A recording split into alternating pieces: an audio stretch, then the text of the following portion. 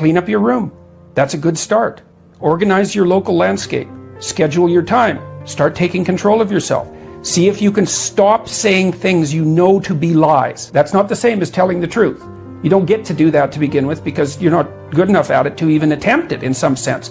But everyone can stop saying things they know to be falsehoods. They can use their own damn definition of falsehood. Stop saying things that violate your conscience. Here's another idea. Stop saying and doing things that make you feel weak. Just all you have to do is pay attention to that. Some things you do will make you feel disintegrated and weak. It's something that Carl Rogers commented on. Some things improve your integrity and some things disintegrate you.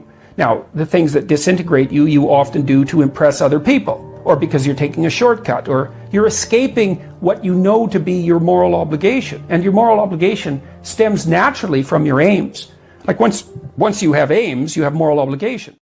Keep your eye open and watch for emergent threats, because you all know, what you're not doing quite right and where your life is likely to unravel. You all have a sense of that, and the best thing to do is to not ignore that, to pay attention to it, to watch it, and to take corrective action early, and then, you stay on top of things, and your little trip to the underworld might be a few minutes long instead of a catastrophe that produces post-traumatic stress disorder and knocks you out for 4 or 5 years, and maybe you never recover.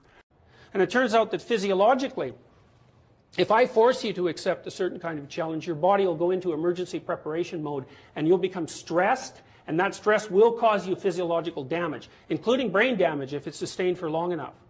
But if I present you with the same challenge and you accept it voluntarily, your brain doesn't produce stress hormones and completely different physiological systems kick in. And what that means is that people have evolved 2 modes for dealing with the unknown. One is voluntary approach, and the other is panic-stricken paralysis and flight.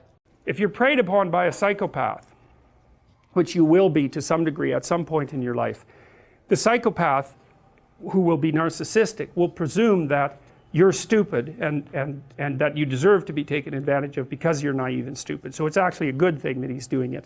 And his proof for, and I'm saying he because there are more male psychopaths,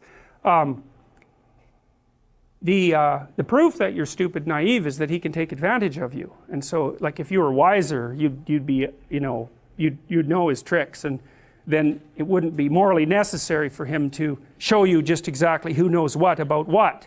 And so the psychopath will use his ability to fool you as proof of his own grandiose omnipotence, omniscience, and narcissism.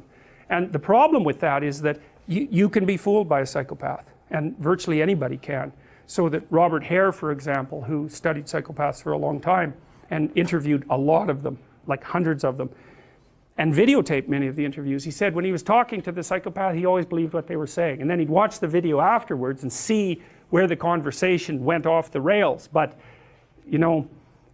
the proclivity to be polite in a conversation is very strong.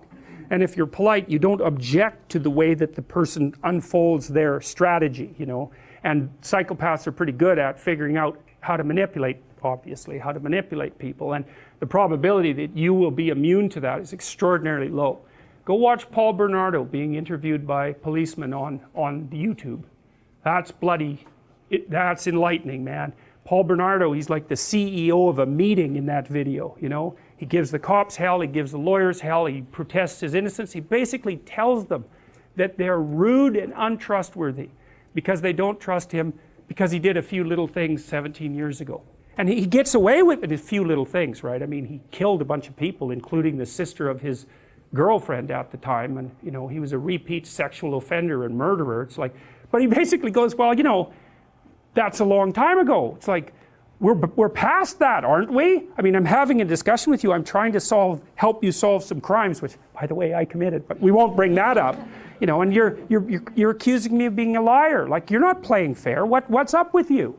And then when they answer, he looks at his fingernails, which is like, that's a lovely little manipulative thing, because it basically means whatever happens to be under my fingernail at the moment is much higher priority than listening to your foolish story. And you watch, you'll see people do that to you. And then you get a little insight into what they're up to. He's very good at that. And so, or he looks outside, or he just looks at his hands, or he looks out the window, immediately dismissive in his nonverbal behavior. It's brilliant. the courts were forced to release that, by the way, but look it up, Paul Bernardo on YouTube. Wow, it's just mind-boggling. He's so good at what he does, and he's good-looking, and he's charismatic, and you know, he can really pull it off. And you can't tell what's happening with the cops and the lawyers, whether they're just letting him play his routine to get some information from him, or whether he's actually setting them back on his heels. And I suspect it's a bit of both, but it's a masterful performance. If you didn't know who he was and you were watching it without the audio, you'd think he's the CEO of some company giving his employees hell for not being up to scratch. That's all his body language, his eye contact, everything just speaks that. It's amazing.